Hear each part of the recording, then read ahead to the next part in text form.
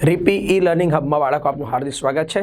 આજે આપણે નવા પાઠ સાથે હું PM શર્મા સર તમારી સાથે નવા પાઠની શરૂઆત કરવા જઈ રહ્યો છું। ધોરણ 11 જેનું નામ છે ચેપ્ટર નંબર 17 શ્વાસોચ્છ્વાસ અને વાયુઓનું વિનિમય। આપણે કરીએ આ શ્વાસ અને ઉચ્છ્વાસની પ્રક્રિયા અને એના વિશેની વાતો આપણે સમજવાની છે, જે આપણા જીવનને ચેતનવંતુ રાખે છે એવી એક ઘટના। કેમ છે ચેતનવંતુ? તમે જુઓ ને કે વ્યક્તિ પોતે જીવે છે એની ઓળખાણ શું? તો આ જ ઓળખાણ છે।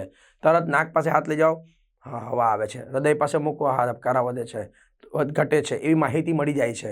તો આને આધાર નક્કી કરીએ કે વ્યક્તિ જીવન છે। તો જીવવા માટે કહીએ ને કે ભાઈ શ્વાસ લેવો જરૂરી છે। હા, જલ ही જીવન है, સાચી વાત છે, પણ સાથે સાથે એના માટે ચોક્કસ આપણે જાણીએ છીએ તેમ ઓક્સિજન વાયુઓની પણ એટલી જ આવશ્યકતા છે આપણને જીવતા રાખવા માટે। પણ આના માટે દરેક પ્રાણીમાં કંઈક ને કંઈક વિવિધતા જોવા મળી શકે છે। તો એ બધી વાતો આપણે આ શ્વસનના ચેપ્ટરમાં કરવાની છે। એમ જોઈએ છે તો કે શ્વાસોચ્છ્વાસ એટલે શ્વાસ અને ઉચ્છ્વાસની પ્રક્રિયા અને સાથે સાથે વાયુઓની આપલે પ્રક્રિયા, આપલે વિનિમયની પ્રક્રિયા એટલે શું? આપલે એક જગ્યાએથી બીજા પર પહોંચાડવાની ક્રિયા જે શરીરની અંદર સાથે ચાલે છે। તો એવી બધી વાતો જોતા જઈએ। તો ચેપ્ટરની શરૂઆત કરીએ આપણે। તો પહેલી વાત શ્વસન વિશેની સમજતા જઈએ। એકદમ સરસ મજાની શબ્દ એમ તરત મનમાં એવું આવી જાય વિચાર કે હા સર આપણે અંદર હવા લીધી અને આપણે શ્વસન કહીએ, તો ના દીકરાઓ, આવું નથી, થોડોક ફેરફાર છે। તો ચોક્કસ શબ્દ સાથે સમજીએ આપણે। તો આમ કહી શકાય કે સામાન્ય તાપમાને કોષ રસમાં રહેલા કાર્બનિક પોષક દ્રવ્યો, જો કેટલું શીખવા મળશે એક એક શબ્દમાં તમને। સામાન્ય તાપમાને, કેમ એવું સામાન્ય તાપમાન? તો આપણે જે કંઈ પણ પ્રક્રિયાઓ કરીએ છીએ, દેહધાર્મિક ક્રિયા આપણા શરીરમાં જે ચાલે છે એ નોર્મલ ટેમ્પરેચર અથવા જેને આપણે કહી શકીએ ઇષ્ટતમ તાપમાન। હા, આપણે એના માટે શબ્દ લખવો હોય તો આમ લખી શકાય 37 ±1 સેલ્સિયસની બાબત આપણે કહી શકીએ છીએ। તો આ તાપમાને પ્રક્રિયા ચાલતી હોય એટલે એને સામાન્ય તાપમાન, ઇષ્ટતમ તાપમાન કહી શકાય। ક્યાં ચાલે છે? તો કે કોષ રસની અંદર। કેમ? કારણ કે કોષની અંદર ઘટના થાય છે એરિયા। હા, તમે જાણો છો કે કોઈ પણ એક જીવંત કોષ છે એ આ ઘટના દર્શાવી શકે છે। જીવંત કોષમાં થતી એ ઘટના છે, એક એક કોષની પ્રક્રિયા છે એરિયા। એમાં કાર્બનિક પોષક દ્રવ્યો વપરાય। સર કાર્બનિક કેમ, અકાર્બનિક નહીં વપરાય? નહીં વપરાય। આપણે એની પહેલાના પાઠમાં ભણીને આ પાચન તંત્રવાળામાં કે બધા જ ઘટકોને આપણે કોષની અંદર શોષી શકાય તેવા સ્વરૂપમાં ફેરવી નાખ્યા। કેમ? તો કોષમાં વપરાશે। તો ત્યાં એક કાર્બનિક પોષક દ્રવ્યોનો ઉપયોગ થાય। સાથે સાથે ઉત્સેચકની હાજરીમાં, બહુ જ મજાનો શબ્દ, મંદ દહન થવાની ઘટના। કેમ?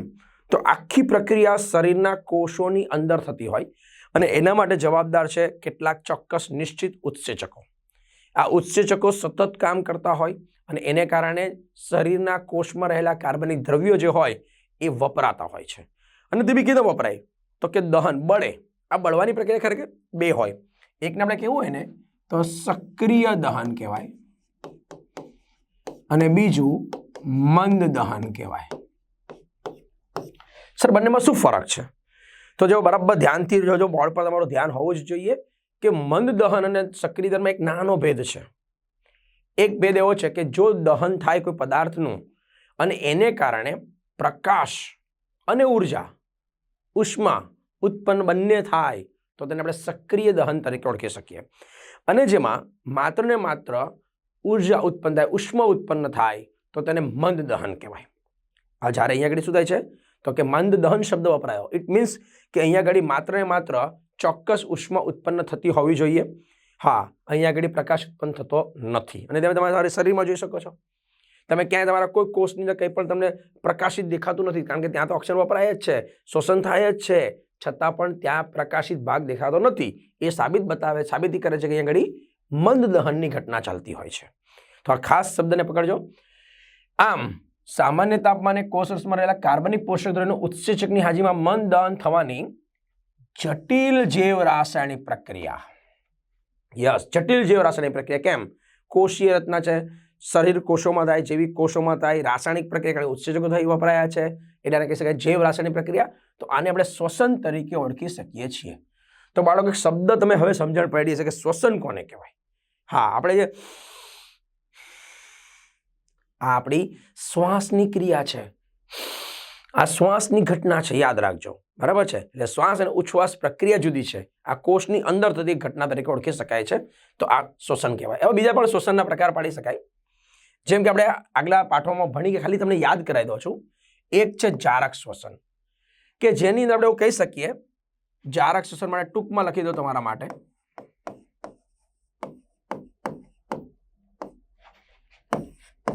કે જે શ્વસનમાં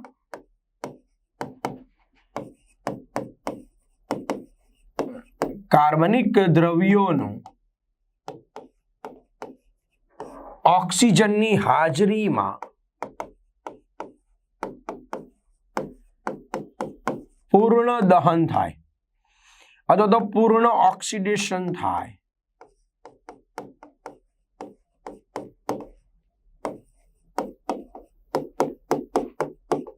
તો તેને આપણે જારક શ્વસન કહી શકીએ છીએ. તો એક શ્વસન આપણે જાણીએ છીએ વ્યાખ્યા. બીજી આપણે કહી શકીએ છીએ વાત છે અજારક શ્વસનની, તો કે જે શ્વસનમાં કાર્બનિક દ્રવ્યોનું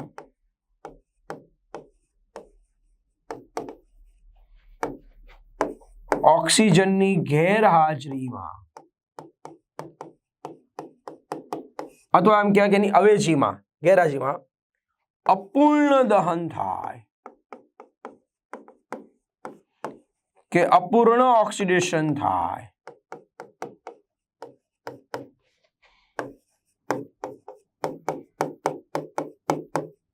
તો તેને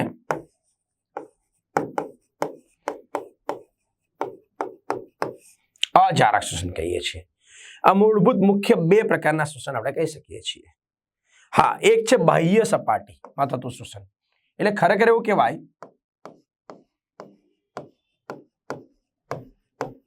શ્વસન સપાટી પર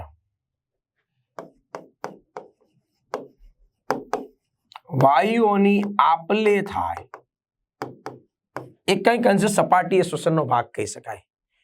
અને આંતરિક અથવા કોષાંતરીય શ્વસન, જે આપણે હમણાં ઉપર વાત કરી નાખી, જેને આપણે એક પ્રકારનું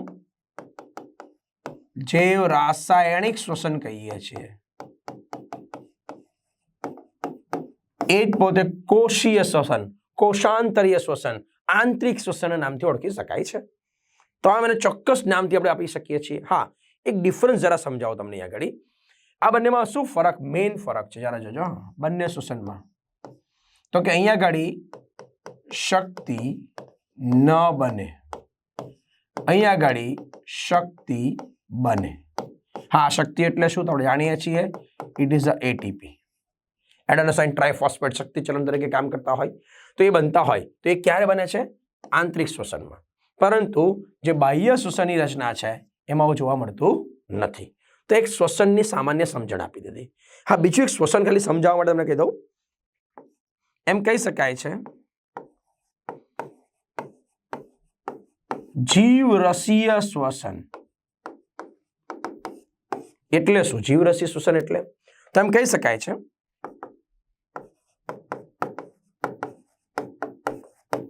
કોષમાં જ્યારે શ્વાસ્ય પદાર્થ તરીકે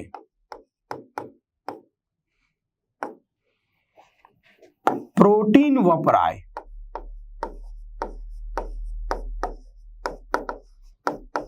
ત્યારે તેને જીવરસીય શ્વસન કહેવાય છે. હા, આવું ક્યારે થાય સર? તો કે જ્યારે તમે તમારા શરીરની અંદર પોષક દ્રવ્યો આપતા જ નથી, પોષક દ્રવ્ય મળતા નથી, ઇટ મીન્સ કે એની સાથે કાર્બોદિત છે, લિપિડ છે, એ નથી પૂરેપૂરા વપરાતા, નથી પૂરેપૂરા મળતા શરીરમાં, એટલે એ જેટલા પણ બધા વપરાઈ ચૂક્યા છે અને ત્યાર પછી બી શ્વસનની પ્રક્રિયા કન્ટિન્યુ રહેવાની છે.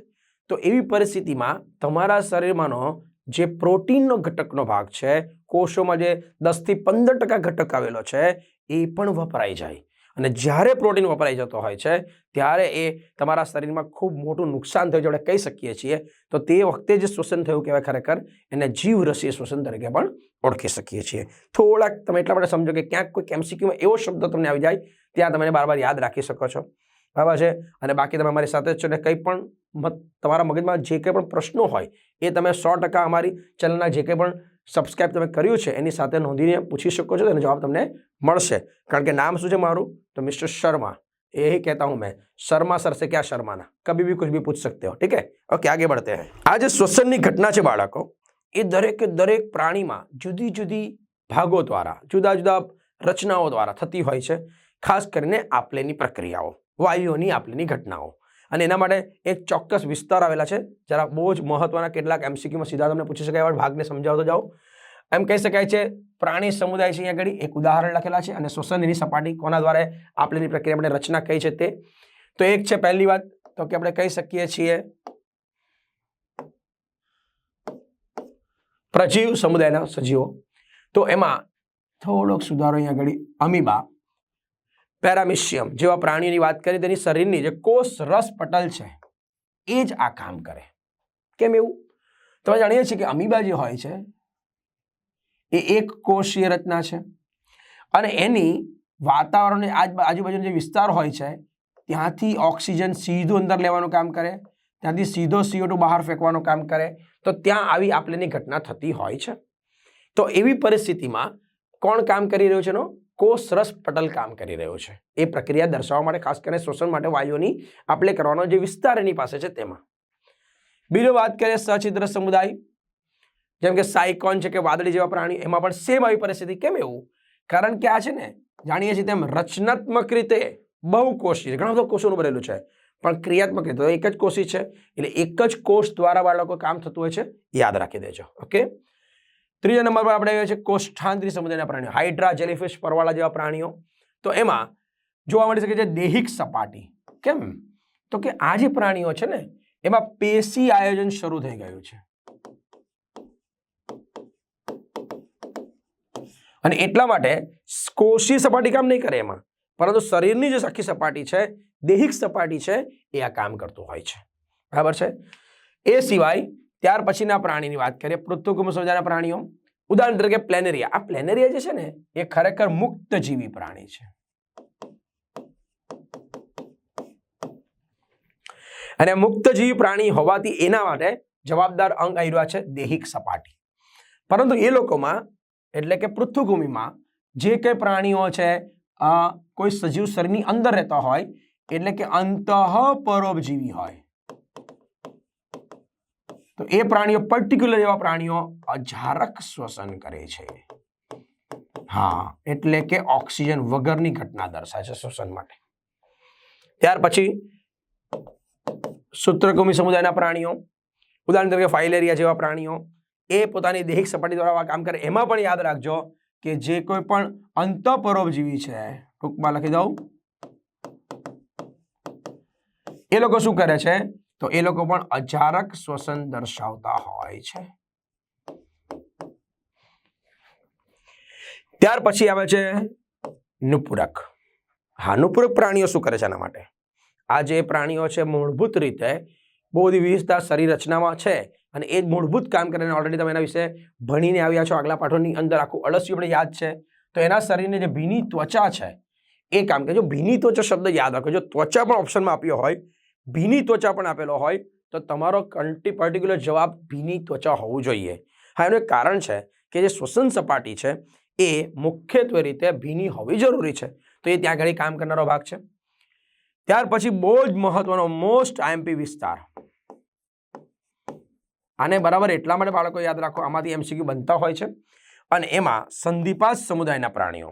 આપણે જાણીએ છીએ આ એક એવો સમુદાય છે જે સૌથી મોટો સંખ્યાકીય વિવિધતાની દ્રષ્ટિથી, જાતિની સંખ્યાની દ્રષ્ટિથી સમુદાય કહી શકાય છે. અને એટલે એ બધા બધે જ રહી શકે છે. પેલું સર્વત્ર, પેલું કે ભગવાન બધે જ રહે છે, એમાં આ એવા પ્રાણીઓ છે કે દુનિયામાં બધે જ રહી શકે છે. એ હવામાં ઉડી શકે છે, એ પાણીમાં તરી શકે છે, પાણીમાં રહી શકે છે, જમીન પર રહી શકે, જમીનની અંદર રહી શકે છે. અને એટલા માટે લોકોમાં શ્વસન માટેની બહુ બધી વિવિધતાઓ શરીરની અંદર ઉદ્વિકાસ પામેલી જોવા મળી શકે છે. જેમ કે ઝીંગા અને ક્રેફિશ જેવાના જે પ્રાણીઓ છે, બરાબર છે, એની અંદર જોવા મળી શકે છે ઝાલર જેવી રચનાઓ. કીટકો છે, કાન ખજૂરો છે, ભરવાડ છે, ઉધઈ છે. હા, જો એ કીટકો શબ્દ છે, આપણે ભણીને આવ્યા છે કોક્રોચ, વંદો. તો વંદો એ કીટક વર્ગનું પ્રાણી છે, એટલે વંદામાં પણ આ જ રચના આપણે ભણીને આવ્યા છે. એમાં શ્વસન નલિકાની રચના આવેલી હોય છે, જે આ કામ દર્શાવી શકે છે. વીછી, કરોડિયા જેવા પ્રાણીઓ, વીછી કરોડિયા જેવા પ્રાણીમાં ફેફસા પોથી આવેલી હોય છે. ખરેખર પોથી એટલે એક જાડી ચોપડી, આપણે ઓલો શબ્દ વાપરીએ એના જેવો એક પળ જેવો ભાગ એ ગોઠવાયેલો છે, અને એના દ્વારા જ્યારે હવા અંદર જાય ત્યારે એ ઉપર નીચે થયા કરતું હોય છે, એવો ભાગ છે ફેફસા પોથીનો ભાગ. બીજો એક પ્રાણી છે કિંગ ક્રેબ અથવા લેમિલસ, આપણે કહી શકીએ છીએ, કરચલા કહી શકીએ છીએ, બરાબર છે, જે એક પ્રકારના જીવંત અશ્મિ સ્વરૂપે જોવા મળી રહ્યા છે સંધિપાદ સમુદાયના પ્રાણીઓમાં. એની પાસે જોવા મળી શકે ઝાલર પોથી.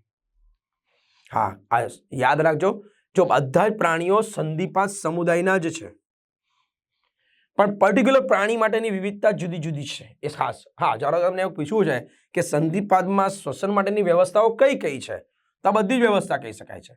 આ બધી જ વ્યવસ્થાઓ છે એના માટેની, પણ એ પ્રાણીઓ પ્રમાણે બદલાય છે, એટલે ખાસ ધ્યાન રાખજો. એની સાથે કયું ઉદાહરણ બંધ બેસે છે, ઇટ ઇઝ મોસ્ટ આઈએમપી. ત્યાર પછીની વાત જોવા મળી શકે છે મૃદુકાય પ્રાણી. આપણે જાણીએ છીએ કે આ મૃદુકાય પ્રાણી એવા છે કે જે પોતાના શરીરની સપાટી પર એક ચોક્કસ રચના પ્રાવરની ધરાવે છે, પણ કેટલાક એના સિવાયના પણ પ્રાણીઓ છે એના શરીરમાં બહાર પ્રાવર નથી, એટલે ઉદાહરણ એવા પ્રાણીને ખાલી લખ્યા છે કે સેપિયા અને ઓક્ટોપસ. તો આવા પ્રાણીઓ હોય કે પછી બીજા અન્ય છીપ છે, એવા પ્રાણીની અંદર કંકત ઝાલર રચના હોય છે, એને પીછામય ઝાલર પણ કહેવાય. બીજું ફેફસા કોથળીમય રચના છે લોકો પાસે, એ કામ કરતી હોય છે. તો જે સૂળ ત્વચી છે એમાં ઉદાહરણ તરીકે તારા માછલી જે પણ એમાં નાલી પગો ત્વચીય શ્વાસ નલિકા, જો અહીંયા શું છે શ્વાસ નલિકા છે, આ ડિફરન્સ યાદ રાખી દેવાનો. ત્યાર પછી સામી મેરુદંડી, જેમાં બાલાનોક્લોસસ પ્રાણીઓનો સમાવેશ થાય છે, એમાં હોય છે કંઠનાલીય ઝાલરોની રચના હોય, યસ, અને એના દ્વારા સરળતાથી વાયુઓની આપલેની પ્રક્રિયા દર્શાવી શકે છે. ત્યાર પછીની વાત કરીએ તો બધા મેરુદંડી સમુદાયના પ્રાણીઓ, હા, જેમ કે પુચ્છ મેરુદંડી, શીર્ષ મેરુદંડી જેવા પ્રાણીઓમાં પણ હોય છે કંઠનાલીય ઝાલરો. ત્યાર પછી જોવા મળે ચુષ્મુખા વર્ગના પ્રાણીઓ, ચુષ્મુખા વર્ગ કહેવાય. એમાં બીજો આવે છે માછલી વર્ગ, કાસ્થી અને અસ્થિ, જેને આપણે કહી શકીએ છીએ. અહીંયા કદાચ માછલી ના પૂછાય અને કાસ્થી અથવા તો અસ્થિ શબ્દ વાપરે તો પણ તમે યાદ રાખી શકો છો, એ લોકોમાં ઝાલરો જોવા મળે. હા, આ જે ઝાલરો હોય ને એની સંખ્યામાં વિવિધતા છે, આપણે આગલા પાઠમાં ભણી ગયા છીએ. બીજા જોવા મળી શકે છે આપણને મેરુદંડીમાં ઉભયજીવી પ્રાણીઓ. હા, એ પ્રાણીમાં બહુ વિશિષ્ટતા છે, અને આપણે દેડકો ભણીને આવ્યા છીએ. સૌથી મનગમતું પ્રાણી તમારું બીજું એક તો ત્વચા, મુખ, કંઠનાલીય, અસ્તર દ્વારા અને ફેફસા, 3 વિસ્તારો છે. યસ, 3 વિસ્તારો જોવા મળી શકે છે જે આ પ્રક્રિયા દર્શાવી શકે છે. અને ત્યારબાદ શારીરિક રચના તરીકે જોવા મળે સરેશો, પક્ષીઓ, સસ્તન, આ બધા પ્રાણીઓની અંદર આ માટે ફેફસા આવેલા હોય છે. સર, સસ્તનમાં આપણે તો નાકથી શ્વાસ લઈએ ને, હા બોલીએ છીએ નાક, ના, પણ ખરેખર નાક એક ભાગ છે, એક ભાગ છે શ્વસન તંત્રનો, કે જે ફેફસાને આપણા વાતાવરણ સાથે કનેક્ટ કરવામાં મદદ કરનારો વિસ્તાર છે. પણ નાક દ્વારા હવા આપણા રુધિરના કોષો ભાગોમાં કે રુધિરની અંદર વહન પામતી નથી, અને આપણે કમ્પલસરી ફેફસા સુધી પહોંચવું જ પડે, અને પછી એ પ્રક્રિયા દર્શાવી શકે છે, પછી એ ભળી શકે છે શરીરની અંદર કોષોની દ્વારા વહન પામે છે પેશી કોષો સુધી. ઇટ મીન્સ કે ત્યાં આગળ ફેફસા આ કામ કરનારો વિસ્તાર છે. પણ અગત્યની વાત એવી છે કે બધા પ્રાણી, બધા જે અંગો છે, એ અંગો પોતે વાયુઓ જે લઈ જાય છે એનું કરે છે શું? તો એને તો વાપરે છે, ઉપયોગમાં લે છે, જે શ્વસનની વ્યાખ્યા આપણે ભણી ગયા. પરંતુ એને લઈ જનારા માટે ચોક્કસ પ્રકારના ઘટકો હોય છે, અને એને એક સ્પેશિયલ નામ આપેલું છે. તમે એક MCQ પ્રમાણે મોડે કરી શકો છો. થોડીક વસ્તુ તમને યાદ કરાવી દઉં, જેમ કે એને આપણે કહીશું શ્વસન રંજકો. યસ, એને આપણે શ્વસન રંજક તરીકે ઓળખી શકીએ છીએ. આ જે શ્વસન રંજકો જે હોય છે એ ઓક્સિજન સાથે સરળતાથી જોડાઈ શકે તેવા હોય છે, અને દરેક પ્રાણીમાં જુદા જુદા પ્રકારના આવા શ્વસન રંજકો બાળકો હોય છે. તો જરા જોતા જઈએ કયા કયા જોવા મળે. જેમ કે એક તો છે હિમોસાઇનિન, એ મૃદુકાય અને સ્તરકવચી પ્રાણીમાં જોવા મળે. બીજું હિમોઇરિથ્રિન, યસ, થોડો કલર તમને અલગ કલરથી બતાવો તેથી તમને દેખાય મસ્ત મજાનું. તો એક છે હિમોસાઇનિન, બીજું હિમોઇરિથ્રિન, એક છે ક્લોરોક્વિનોન, અને એક છે હિમોગ્લોબિન. તો આ બધા જ કોણ છે? આ બધા જ જોવા મળે છે આપણને શ્વસન રંજકો. યસ, શ્વસન રંજક દ્રવ્ય તરીકે ઓળખી શકાય છે કે જે ઓક્સિજન સાથે જોડાય છે અને પરિણામે શ્વસનની પ્રક્રિયામાં ઓક્સિજનના વહનમાં, CO2ના વહનમાં મદદ કરતા હોય છે. જેમ કે આ જે હિમોસાઇનિન હોય છે એની અંદર મુખ્ય ઘટક તરીકે કોપર Cu હોય છે. એમાં કોપર જોવા મળી શકે છે. હા, આ જે કોપર છે એના કારણે સરળતા જોડાઈ શકે છે ઓક્સિજન અને પરિણામે વહન કરી શકે છે. જ્યારે હિમોઇરિથ્રિન, ક્લોરોક્વિન જેવા પ્રાણીઓ જે નુપુરક સમુદ્રના પ્રાણીઓમાં છે એના આ માટે લોહી તત્વ Fe, અને આપણે તો ભણીએ જ ગયા છે હિમોગ્લોબિન જે આપણા પૃષ્ઠવંશી પ્રાણીઓમાં હોય છે બધામાં જ, એ પણ Fe યુક્ત લોહ તત્વયુક્ત જોવા મળે છે. અને એટલે જ મોટે ભાગે જે આનો રંગ હોય છે એ વાદળી અથવા તો ભૂરાશ પડતા રંગનો જોવા મળી શકે છે, અને આ આપણને લાલ રંગના રંજક દ્રવ્ય તરીકે કામ કરે છે એવું કહી શકાય છે. તો એક MCQ માટે ખાસ, પણ આ તો આપણે પૂછી શકાય એવો જ શબ્દ છે, સીધો યાદ રાખી શકો છો. ઓકે, તો આવા દરેકે દરેક પ્રાણીમાં જુદા જુદા શ્વસન અંગો છે, શ્વસન સપાટીના વિસ્તારો છે. નો ડાઉટ એ બધાનું કામ છે વાતાવરણના સંપર્કમાં રહી અને વાયુઓને અંદર લઈ જવાનું, અને અંદર વહન કરવા માટે રંજક દ્રવ્યો કાર્ય કરતા હોય છે. પણ જે પ્રાણીમાં રંજક દ્રવ્ય છે જ નહીં, એવા કયા પ્રાણી? તો આના પરથી તમે યાદ રાખી શકો છો. નુપુરક પહેલાના બધા પ્રાણીઓ યાદ રાખી શકે કમ્પલસરી. વચ્ચે તમે જોશો સંધિપા સમયના પ્રાણીઓ છે એમાં આવું નથી જોવા મળતું, બરાબર છે, એ ખાસ યાદ રાખી શકે. પણ એમાં કેટલાક સ્તર કવચી સંધિપાદમાં છે એમાં જોવા મળી શકે છે હિમોસાઇનના ભાગો. ઓકે, તો આવી જે શ્વસનની પ્રક્રિયા છે શા માટે જરૂરી છે, એના માટે શરીરમાં કયા કયા બીજા અન્ય તંત્રની સાથે સંકળાયેલા કાર્ય કરવા માટે થોડાક વાતને વર્ણનાત્મક ચોપડીના સાથે સરખાવતા જઈએ આપણે. દરેક સજીવને જીવન તથા ચેતનવંત રહેવા માટે ચય અને અપચયની પ્રક્રિયાઓ જરૂરી છે. કઈ પ્રક્રિયા જરૂરી છે? તો કે શ્વસનની પ્રક્રિયા માટે અગત્યની ઘટના છે ચય અને અપચયની પ્રક્રિયા. ચયાપચય કહી શકીએ છીએ. આ અપચયની ક્રિયા દરમિયાન શક્તિ મુક્ત થાય છે. યસ, આપણે ભણી ગયા છીએ ચય અને અપચયની પ્રક્રિયાની વાત. થોડીક સીધી ઝડપથી મુદ્દા પર જ જાઉં છું હું. આ મુક્ત શક્તિનો ઉપયોગ કોષોમાં થતો હોય છે અને બધી પ્રક્રિયાઓ એના માટે જવાબદાર છે. કોષીય શ્વસન એક અપચયની પ્રક્રિયાનો જ ભાગ છે. જેમાં શું થાય છે? જેને કારણે કાર્બન ડાયોક્સાઇડ મુક્ત થાય. અને આ જે પ્રક્રિયા હોય એમાં શું થાય છે તો કે જ્યારે કોષમાં જારક શ્વસનની ઘટનાઓ જોવા મળતી હોય તો ગ્લાયકોલિસિસની ઘટનાનું નામ છે, એક TCA, એક ઓક્સિડેટિવ ફોસ્ફોરાયલેશનની ઘટનાઓ જેમાં આપણે ગ્લુકોઝનું સંપૂર્ણ વિઘટન કરીએ અને પરિણામે ઓક્સિડેશન થાય અને CO2 મુક્ત થતો હોય છે. અને પરિણામે પાણી CO2 મુક્ત થાય અને બહુ મોટા જથ્થામાં શક્તિ મુક્ત થતી હોય છે. અને એના માટે જવાબદાર છે ફોસ્ફોરાયલેશન માટે ઓક્સિજન મેળવવો આવશ્યક છે, અને કાર્બન ડાયોક્સાઇડના વિષકારી ઝેરી છે તો તેને કોષોમાંથી થોડોક દૂર કરવો જરૂરી છે, નિકાલ કરવો જરૂરી છે. તો આના માટેની ઘટના આપણા શરીરમાં થવી જરૂરી છે. તો આજે આપણે વાત કરી ઉપરની, હું એટલા માટે સીધા મુદ્દા પર જાઉં છું બાળકો, કારણ કે આપણે બધી જ વાતો આગળ ચેપ્ટર નંબર 14માં શ્વસનના મુદ્દામાં ભણી ગયા છે, એટલે સીધા મુદ્દા યાદ રાખ્યા કરીએ. તો આ બધાને નિકાલ કરવા માટે, મેળવવા માટે શ્વસન તંત્રની જરૂરિયાત ઊભી થતી હોય છે. શ્વસન તંત્રની જરૂરિયાત ઊભી થતી હોય છે. ઓકે, તો આ છે મુખ્ય ભાગ. એ સિવાય એક તંત્ર એની સાથે સંકળાયેલું છે. આ તંત્રમાં મુખ્ય જે ઘટના થતી હોય છે શ્વાસ અને ઉચ્છ્વાસની ઘટનાઓ. સાથે સાથે શ્વાસ દરમિયાન O2 નું ગ્રહણ કરવું છે, એટલે O2 લેવામાં આવવું જોઈએ, અને ઉચ્છ્વાસ દરમિયાન CO2 ને દૂર કરવામાં આવતો છે, નિકાલ કરવામાં આવતો હોય છે આ તંત્ર દ્વારા. એટલે કે શ્વસન તંત્રના સામાન્ય કાર્યની વાત ચાલી રહી છે આગળ તમારી સાથે.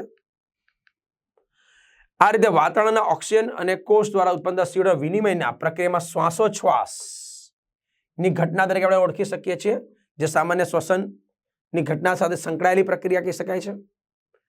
બીજી વાત, આવી જે શ્વસન પ્રક્રિયાઓ છે એ ફુફ્ફુસીય સ્તરે, એટલે કે ફેફસામાં જે આપલેની થતી પ્રક્રિયા થતી હોય, અને બીજું પેશી કોષોના કોષીય સ્તરે થતું હોય. કેમ એવું? તો વાતાવરણમાં જ્યારે ઓક્સિજનયુક્ત હવા શરીરમાં આવે તો એ ફુફ્ફુસીય સ્તરે એને અંદર લેવામાં આવે, ત્યાંથી એનું વહન રુધિર દ્વારા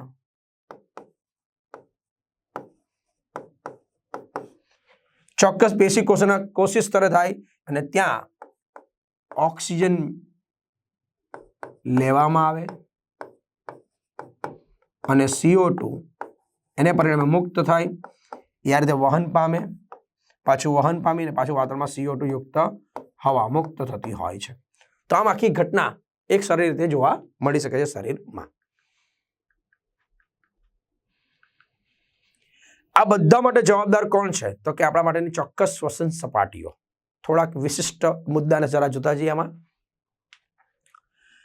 આંતરિક શ્વસન માટે ઓક્સિજનની પ્રાપ્તિ અને તે દરમિયાન મુક્ત થતા CO2 નો નિકાલ જે સપાટી દ્વારા થાય છે તેને આપણે શ્વસન સપાટી તરીકે ઓળખી શકીએ છીએ. એક આગળ એક શબ્દ બની કે આપણે બાહ્ય શ્વસન, બાહ્ય અથવા તો આપણે કહી શકીએ છીએ ચોક્કસ પ્રકારના સપાટીય શ્વસનના મુદ્દાના સંદર્ભમાં તો એવો શબ્દ છે શ્વસન સપાટી. તમે ધારો કે ફેફસાની વાત કરીને વાયુ કોષ્ઠ હોય તો ત્યાંથી શું થાય છે, ઓક્સિજન અંદર આવતો હોય છે અને CO2 બહાર નીકળતો હોય છે.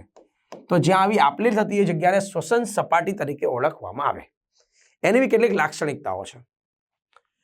આપણે વાત કરી નાખીએ બધા પ્રાણીઓમાં શું જોવા મળી શકે છે, સરળ પ્રસરણ દ્વારા પોતાના આસપાસના પાણીમાંથી એ ઓક્સિજન મેળવે છે અને ત્યાં જ શરીરની સપાટી દ્વારા CO2 મુક્ત કરે છે. બધાને આપણે મુદ્દા સ્વરૂપે જોઈ લીધા. આગળ અળસિયા શું કરે છે, ભીની ક્યુટિકલની ત્વચા દ્વારા કીટકોમાં નલિકાની ગોઠવણી શ્વસન નલિકાઓ દ્વારા થાય છે. પણ એ સિવાય બીજા બધા પ્રાણીઓ સંધિવાતમાં આપણે જોઈ લીધા છે. આ ઝડપથી તમારું ફાસ્ટ ફોરવર્ડ રિવિઝનની જેમ તમે જોઈ રહ્યા છો. અને જલજ પ્રાણીઓમાં ઝાલરો હોય છે. સરીસૃપ, વિહંગ, સસ્તન જેવા પ્રાણીમાં ફેફસા દ્વારા, ઉભયજીવી પ્રાણીમાં ત્વચા પણ છે, ભીની ત્વચા અને ફેફસા પણ કામ કરે છે સાથે સાથે.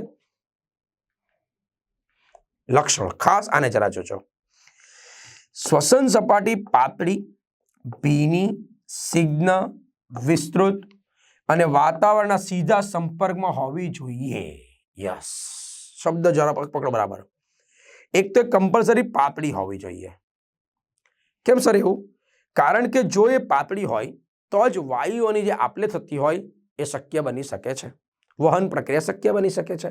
તો પાતળી હોવી પહેલી શરત છે એના માટેની. બીજું, એ પાતળી છે ને એટલે એવું કહેવાય કે એના પર કોઈ પણ પ્રકારના બાહ્ય કંકાલ ન હોય. યસ, અને બાહ્ય કંકાલ નથી એટલે સરળતાથી લાંબા સમય સુધી ભીની અને ચીકણી જળવાઈ રહેતી હોય છે.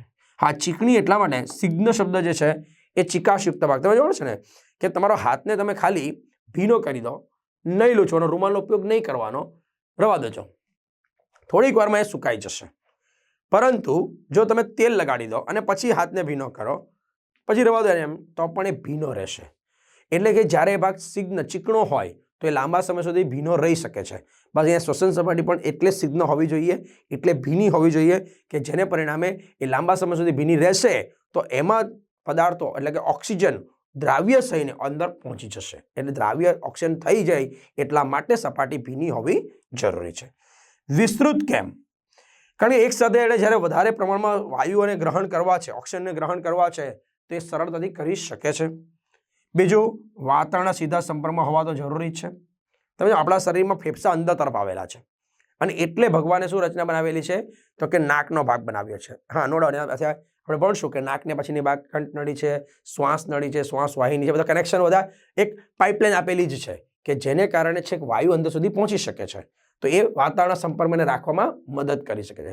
પણ તમે દેડકાને જોવો છો, આખું શરીર ત્વચા આખી સીધી જ વાતાવરણના સંપર્કમાં છે, બરાબર છે. અને આપણે એના બધા પ્રાણીમાં જોઈએ કે આગળ સીધા વાતાવરણના સંપર્કમાં હોય. વંદાઈ સાઈડ બની ગયા, એમાં શ્વસન નલિકા જે છે એ શ્વસન છિદ્ર દ્વારા વાતાવરણના સંપર્કમાં આવેલી છે. તો એક મહત્વનો ભાગ કહી શકાય છે. તો આ યાદ રાખી શકાય છે. બીજી વાત, પુષ્કળ પ્રમાણમાં રુધિર કેશિકાઓ યુક્ત. યસ, નો ડાઉટ બધા માટે આવું લાગુ નહીં પડે, પણ ક્યાંક ક્યાંક લાગુ પડી શકે છે. કેમ એવું? કારણ શું છે કે જે પ્રાણીઓમાં શ્વસન રંજક દ્રવ્યો છે, જે રુધિરમાં હોય અથવા રુધિર રસમાં દ્રાવ્ય હોય અને વહન પામતા હોય, તો એના માટેનો સંપર્ક વાતાવરણ સાથે હોવો જોઈએ. અને એ સંપર્ક કોણ કરી શકે છે તો કે રુધિર વાહિનીઓ કરી શકે છે. અને એના માટે સંપર્ક છે રુધિર કેશિકા, કારણ કે પાતળો ભાગ છે. એનો મતલબ એવો થયો, આના બધા એવું સમજી શકો છો કે જે શ્વસનની ઘટના છે એના માટે રુધિરાભિસરણ તંત્ર પણ એટલું જ કામ કરે છે. યસ, એની સાથે સંકળાયેલું છે. જે નહીં હોય તો ફેફસા વાયુ લઈ જાય, એનો કોઈ ફાયદો થતો નથી. તો ત્યાં એ મહત્વનો ભાગ ભજવી શકે છે. પરિવહન સાથે સંબંધ શું છે એ જ વાત હું તમને સમજાવી રહ્યો છું. હવે જ્યારે જોતા જઈએ ઝડપથી કે કોષનું જીવંત અસ્તિત્વ ટકાવી રાખવા માટે જરૂરી પ્રક્રિયાઓ કરવી જોઈએ અને એમાં ઓક્સિજનનો પુરવઠો સતત મળતો રહેવો જોઈએ. સાથે જ આ પૈકીની ઘણી પ્રક્રિયા દરમિયાન નિપજ તરીકે, ઉત્પેદાશ તરીકે ઝેરી CO2 મુક્ત થાય, જે વાત હમણાં સમજી ગયા.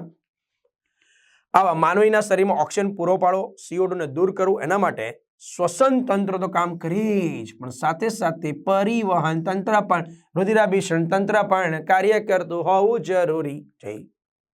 ઓકે, તો અહીંયા જોઈ લો કેવી રીતે કામ કરે બંને જણા મળીને.